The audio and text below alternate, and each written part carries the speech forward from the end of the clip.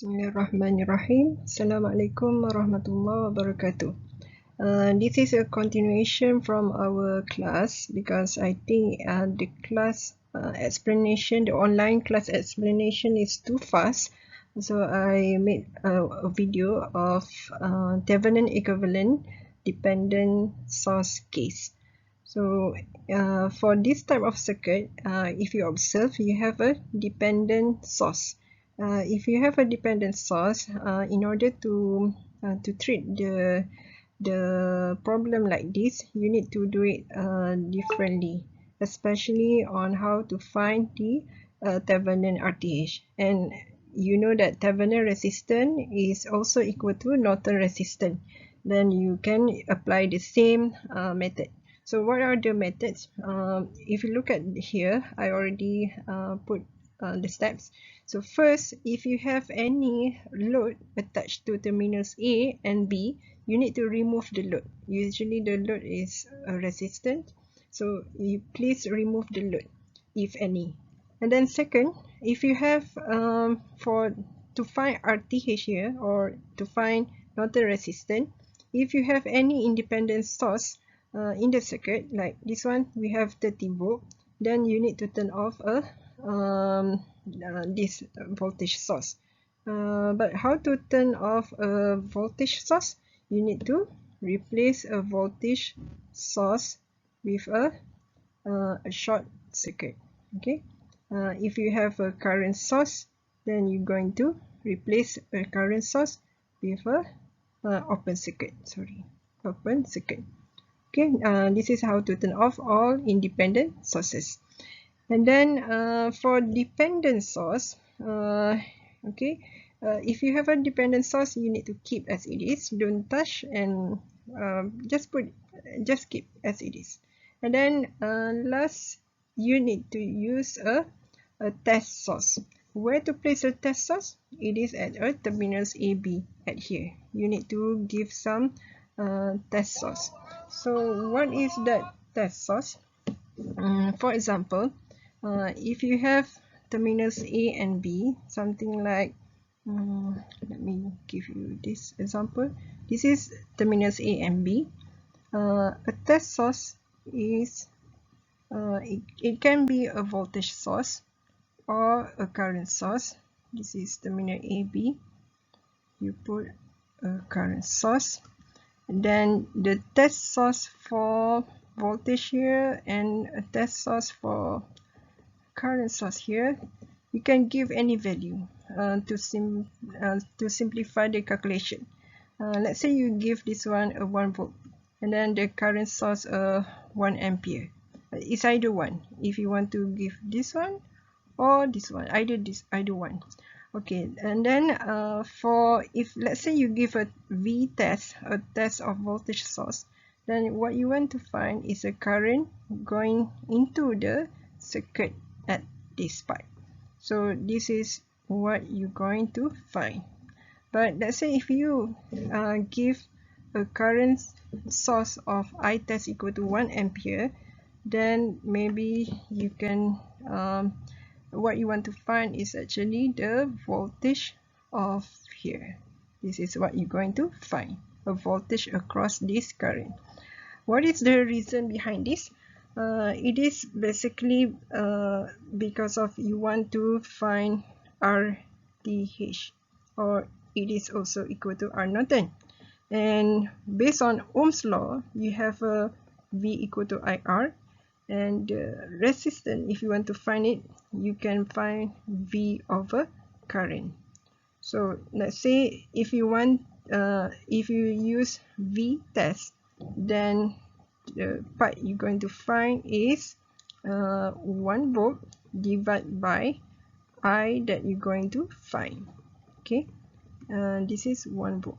All right, and then for RTH here, if you use the I test, then the one you're going to find is the V find divided by 1 ampere that you already the value that you give in this I test. All right, then I hope this one is clear, because Your purpose is just to find the Thevenin resistance or Thevenin or Norton resistance using these rules, okay, or this rule. Okay, let's proceed with second example. Okay, the same example as previous slide. Then you apply the method here, and you will get the drawing on the right side. Right, you have this, and since you have a dependent power source here, and your target is to find the RTH, so you can give a test source. Maybe in this case you want to try with a current source, okay, and the current test source give here 1 ampere. Right, attach it to terminals A and B, and then you're going to find this V across this test source, so that your RTH will be equal to V find over I test, which is equal to divide by 1, this 1 ampere, and this is what you're going to find, V find, right? Okay, if you observe the circuit, you can see that all here are in parallel. All elements here are in parallel. Why? Because the terminals at this point A here are all same N, and this terminal here also with the same N. So basically V find here is also equal to Vs here. So maybe you can apply a Norton analysis to find this V find. Okay. Okay, then we can write down in terms of this. And then we can also put this one as a Vs, since we have a Vs here. All nodes here, right? And then you can also write down the current direction, okay, and then apply nodal analysis. Using nodal, you will get current entering the node Vs equal to current leaving the node. So 0 from here, 0 minus Vs over 12 plus current entering from this side. You get the first equation equal to Vs. This is Vs minus 0 divided by 60, and plus with current leaving, this one, plus 2 Vs. And simplify this one, you will get, okay, into 60, and then you rearrange the equation, and you will get Vs equal to this value, 0.476. And to find RTH, it is equal to V find divided by 1. So you found, since this is equal to this, so you found that 476 millivolt divided by 1, which is equal to 476 milliohms. Okay, so yeah, this is a value. Okay, so this is how we find our Thevenin resistance, which is also equal to our Norton resistance. Okay. What about the Thevenin voltage for dependent source case? The steps are listed here. First, you need to remove any load if it exists at terminals A and B, same as before. And then second, for independent source, this one, you need to keep as it is. Not like you going to find the RTH. For resistance, yes, you need to turn off, but for the Thevenin voltage, you need to keep as it is. For dependent source, yes, you cannot turn off the dependent source, because why? Because you have some variable that carries from here, and we've got the source here, so you cannot turn off the dependent power source.